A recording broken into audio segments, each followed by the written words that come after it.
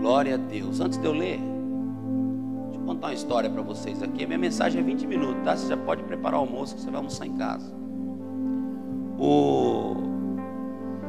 Nós estamos chegando no final do ano, não estamos? Final do ano é época de festa, sim ou não? Final de ano, virada de ano, Natal, Ano Novo. Nós estamos chegando no final. É o último café do ano. Expectativa das festas. Em Israel, as festas são muito importantes. Teve agora, ultimamente, a festa de tabernáculos. Pela graça de Deus, eu e a minha esposa podemos participar dessa festa em Israel por 5 vezes. Por 5 anos seguidos nós fomos lá participar da festa de tabernáculos. A festa de tabernáculos marca o ano novo judaico. O ano novo em Israel é agora em setembro. E sempre no aniversário da Rosângela, que era dia 30, às vezes a gente passava o aniversário lá. Em Israel tem pelo menos 7 festas bíblicas importantíssimas. Mas 4 delas são extremamente importantes. São festas que demoram uma semana para acabar. E a festa de tabernáculos, ela demora 7 dias para acabar. E na época de Jesus já era assim. Na época de Jesus, essas festas foram instituídas já no templo, na época de Salomão. E quando Jesus esteve aqui, participou também dessas festas no templo.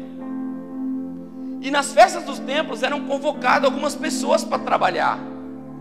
Eram convocados, por exemplo, os sacerdotes para trabalhar na festa. Por exemplo, uma festa de tabernáculos que demorava 7 dias, uma grande festa. Israel era toda enfeitada. As nações que eram vizinhas, que faziam parte do Império Romano, os países, eles vinham até Jerusalém, porque era uma festa que tinha a sua parte religiosa, mas tinha comércio. As pessoas compravam, vendiam. Como você sabe, o pastor aqui que estudou geografia, Israel ficava na rota, porque Israel era uma ligação terra entre 2 mares. Então as pessoas vinham navegando, desciam, atravessavam por terra e ligavam 2 mares. Liga até hoje, 2 oceanos. Israel era muito conhecida e Jerusalém tinha essas festas. Existia na época de Jesus em torno de 7.000 sacerdotes. E eles eram escalados para trabalhar na festa. Por exemplo, festa de tabernáculos. Eles eram escalados e eram escalados ali uns 100, 150 sacerdotes que iam trabalhar. Então o sacerdote saía da sua cidade, seja ela Judéia, Samaria, Cafarnaum, Cesareia. Eles eram convocados: olha, esse mês tem festa. Tchau mulher, tchau filhos, eu vou pegar minha malinha.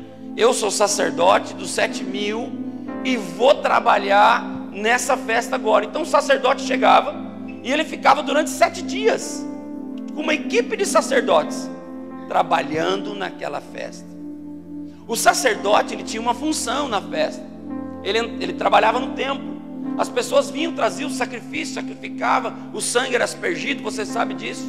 O sacerdote representava o pedido do perdão ali da pessoa que vinha até Deus. E o sacerdote fazia essa função durante 7 dias, trabalhando no templo, levando os pecados ali, as pessoas sacrificando e levando até Deus. Um outro grupo que também era chamado para trabalhar e tinha mais de 7.000 eram os levitas. Os levitas da tribo de Arão, eles tinham que vir também trabalhar e eram escalados. 200, 300 levitas para trabalhar no templo na época da festa. Deixavam suas esposas, suas famílias e vinham com a sua malinha trabalhar naquele período. Ficava 7 dias naquele lugar. Os levitas eram aqueles que traziam adoração. Eles cuidavam das orquestras, dos instrumentos que tocavam no templo no período da festa. Eram aqueles que introduziam o povo a adorar a Deus. E os sacerdotes e também os levitas adoravam a Deus dentro do templo. E eles tinham a função de apresentar as pessoas diante de Deus. Os sacerdotes tinham um lugar especial no templo. Eles podiam entrar no lugar santo.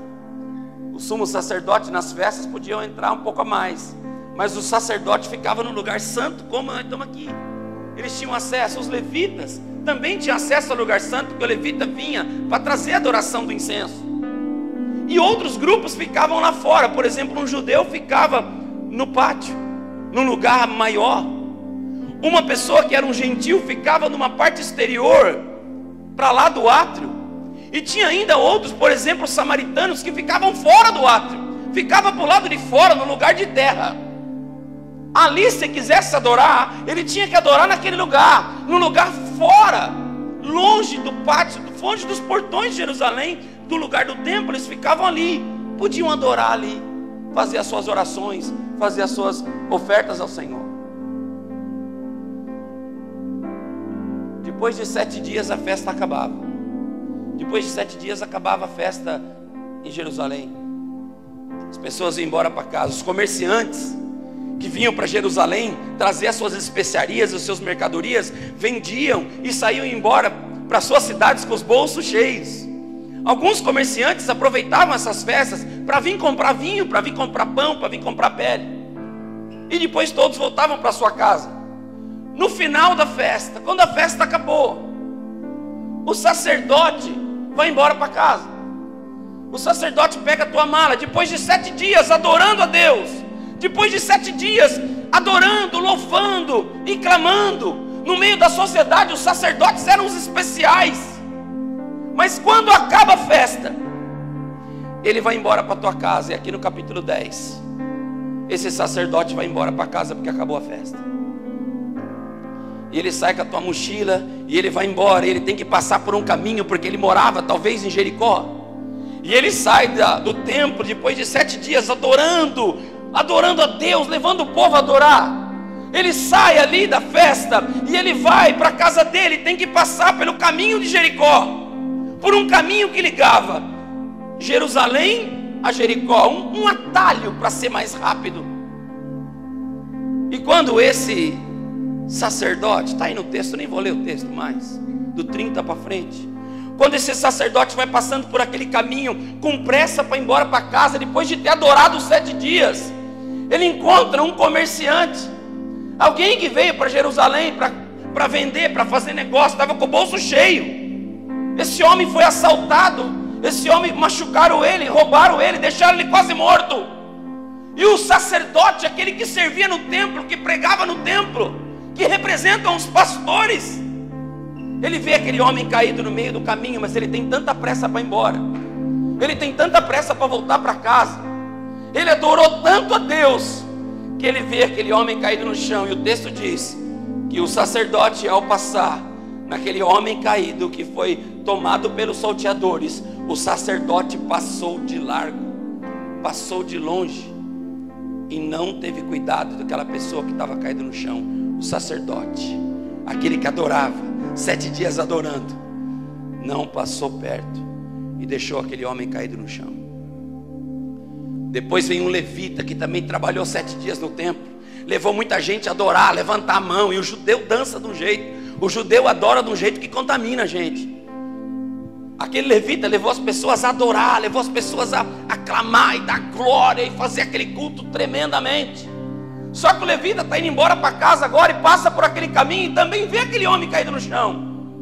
Só que também diz o texto que ele também passa de largo. Aí vem um samaritano, queridos.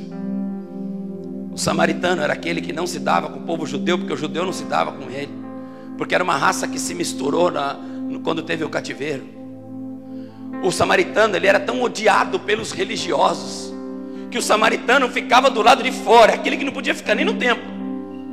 O samaritano era identificado por vestes que ele vestia, e ele ficava lá de fora. Esse samaritano era um samaritano que adorava o Yahvé Adonai, e ele tinha ido lá para Jerusalém para comprar pão, para comprar vinho, para comprar mercadoria, e ele aproveitou para adorar a Deus, claro. E ele estava ali do lado de fora, onde o sacerdote não entrou. Onde o sacerdote entrou, ele não entrou. Onde o levita entrou, ele não entrou. Mas ele entrou num lugar que você não precisa ser pastor para entrar. Ele entrou num lugar que você não precisa ser um cantor para entrar. Ele entrou na presença de Deus, mesmo do lado de fora. E é sobre isso que eu vim falar, pastor. Sobre pessoas que entram na presença de Deus, mesmo não tendo o título de pastor, nem de levita. Esse homem que adorou a Deus em Jerusalém, quando acaba a festa, ele vai para casa. Mas ele encontra um samaritano, ele encontra uma pessoa arrebentada no chão, que foi roubado, que teve o fruto do teu trabalho, que trabalhou, roubado, levado. Ei, texto diz que o samaritano para, ele dá vinho, ele dá pão, ele cuida daquela pessoa, põe no teu animal, leva até uma hospedaria e fala: olha, cuida dessa pessoa, que daqui 2 dias eu venho e ainda 2 denários para cuidar dele. Quero perguntar para você, pastor, qual desses 3 adorou a Deus de verdade? E foi um religioso, advogado, doutor da lei, que perguntou para Jesus: quem é o meu próximo? E Jesus conta esta história para mostrar quem é o próximo. Eu quero dizer para você, pastor, tem muita gente que não é pastor, não é crente, que pode ser espírita, pode ser LGBT, pode ser o que for, mas está do lado de fora do muro, adorando a Deus melhor do que eu e você. E nós pastores somos hipócritas. Nós pastores, nós somos hipócritas naquilo que nós falamos. Eu falo isso como pastor. Nós pastores somos preconceituosos com as pessoas, mas tem muita gente adorando a Deus melhor do que eu e você, queridos. Tem muito espírita, tem muito pessoas de outras religiões, ou quem não tem religião, do outro lado do muro. Porque agora eu pergunto: Deus que sabe de todas as coisas, Deus conhece o amanhã, Ele é onipresente, onipotente. Ele sabia que aquele homem que estava adorando a Deus, aquele sacerdote, durante 7 dias, ele sabia: será que esse sacerdote está me trazendo uma adoração verdadeira? Será que esse levita está me trazendo uma adoração verdadeira? Eu sei que não está, porque daqui 7 dias eu vou testar ele, para ver se realmente ele me adora de verdade.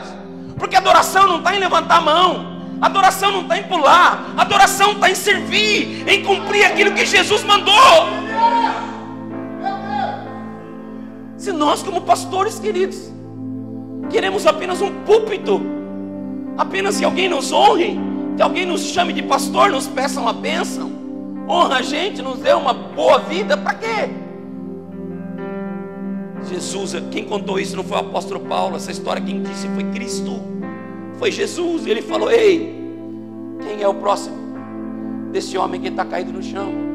Pastores, as nossas pregações, elas se tornam completamente irrelevantes quando nós não cumprimos aquilo que o Senhor nos chamou para cumprir.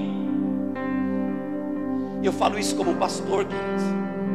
Eu falo isso como um pastor, porque há 12 anos eu sou pastor e já passei por muitas etapas da minha vida, mas hoje eu tenho entendido, querido, que a maior adoração, pastor, o teu maior ministério não é o quanto que a tua igreja pega fogo. O teu maior ministério é o quanto que você consegue impactar a vida das pessoas que estão em sua volta.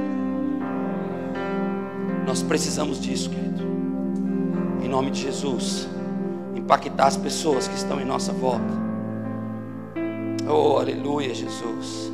Essa palavra não é para te constranger, pastor, porque eu me coloco como pastor, eu sou um pastor. Mas essa palavra é para a gente entender que Deus tem algo na nossa vida. Sua ministração ao próximo é a maior oferta que Deus recebe de você, pastor. A maior recompensa para o trabalho de um pastor não é o que ele ganha, mas é o que ele se torna.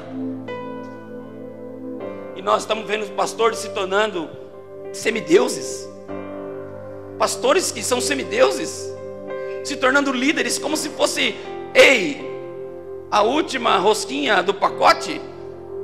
Não, queridos, nós temos que ser os primeiros a dar exemplo. Nós temos, você, pastor, nós temos que dar o exemplo. Essa é uma recompensa para o trabalho de um pastor, não é o que ele ganha, mas é o que ele está se tornando. E eu pergunto para você: o que você está se tornando, pastor? O que você tem se tornado no seu ministério? Não é a quantidade de igreja, não é a quantidade de pessoas que você batiza ou que você ganha, mas é o que você está se tornando. A verdadeira igreja não é feita de pessoas que possuem a mesma visão. Falava isso com o pastor Valdir. A verdadeira igreja não é formada por aquela que tem a mesma visão, mas é aquela que tem a mesma natureza, a natureza de Cristo. Tenho ido em muitas igrejas e fiz um propósito de ir nas igrejas em Ribeirão, investir na minha cidade, entender que nós precisamos ter esse entendimento. Antes eu era de uma visão em que eu falava isso para o pastor Valdir, que todo mundo que chegava perto de mim eu queria trazer para essa visão. Olha, faz assim que funciona, está funcionando comigo em Ribeirão. e funcionou muito, não posso reclamar. Nós temos uma sede própria, uma igreja abençoada, com pastores abençoados, eu tenho uma liderança abençoada, eu não posso reclamar. Eu aprendi isso no seminário, a ser gestor, fiquei lá na faculdade aprendendo a ser gestor de uma igreja, mas hoje eu tenho que abrir mão disso e falar, eu não posso mais ser um gestor. Nós temos que trabalhar para o próximo, amém? Temos várias visões. Ontem eu pregava na congregacional, sabe quantos anos tem a igreja do pastor? 163 anos no Brasil. Foi a primeira igreja a vir para o Brasil, se instituir como uma igreja. Foi a igreja congregacional do Brasil. É a segunda vez que eu prego. Preguei na do Carmo e ontem preguei na igreja dele. Igrejas que têm história, queridos, como a Assembleia de Deus, aqui em Ribeirão, amém? E visões diferentes. A congregacional tem um jeito, o bispo era da presbiteriana, tem outro jeito, o Dani, a Assembleia de Deus, cada um tem um jeito. A do Nivaldo, você entra lá, o fogo desce, glória a Deus. Não precisamos ter a mesma visão, cada um tem uma visão, mas nós precisamos ter a mesma natureza, a natureza de Cristo, pastores. Nós precisamos ter a mesma natureza. Se nós entendermos isso, pastores, nós vamos fazer diferença na cidade que Deus nos colocou como para ser pastor, amém? Deus nos colocou aqui para ser pastor, querido. Estive na inauguração da igreja do pastor Massinho, que igreja linda, ali atrás dos guardas. Como Deus tem feito, mas nós precisamos voltar ao propósito. E para encerrar, queridos, eu quero só deixar um outro pensamento. Apocalipse fala sobre aquele morno que eu estou a ponto de vomitar. Fala ou não fala? Ele fala para o membro da igreja, é isso? Ele fala para quem? Para o pastor, para o sacerdote, para o anjo da igreja. Estou a ponto de vomitar você, pastor, da minha boca, porque você não é quente, você não é frio. As águas de Laodiceias eram águas quentes, sim ou não? As águas de Herápolis eram águas frias. Só que o que acontece? Deus está falando aqui, Jesus está falando: ei, eu estou a ponto de vomitar você da minha boca, porque você está morno.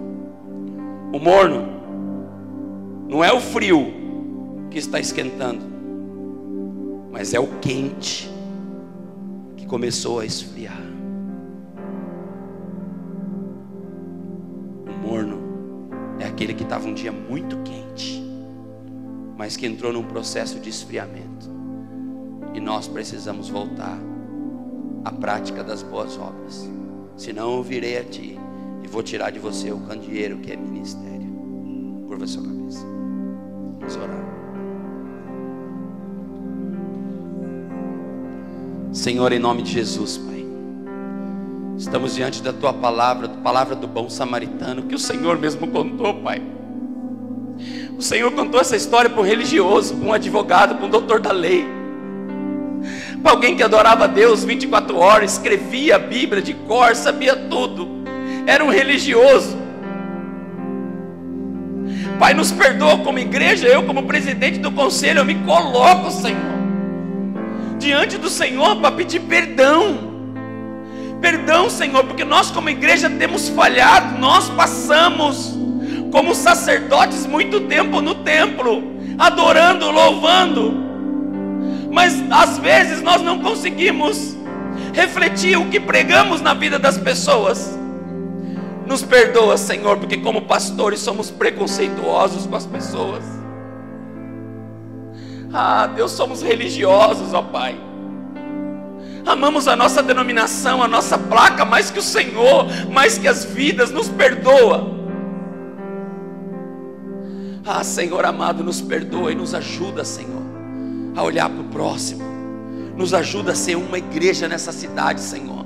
Que Ribeirão Pires entenda que nós somos uma só igreja, mas cada um com uma visão. Eu tenho uma visão de igreja, eu tenho uma visão de cidade, mas não importa a minha visão, se o pastor tem uma visão diferente, nós temos que ter a mesma natureza.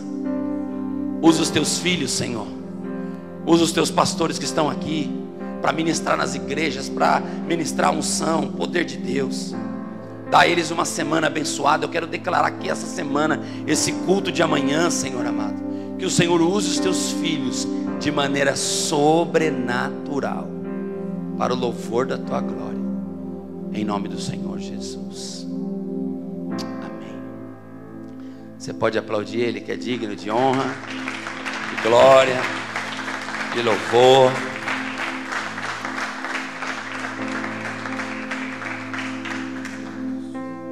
Amém, queridos? Essa palavra é para mim, tá? Amém? Só para mim. Essa palavra é para mim. Amém.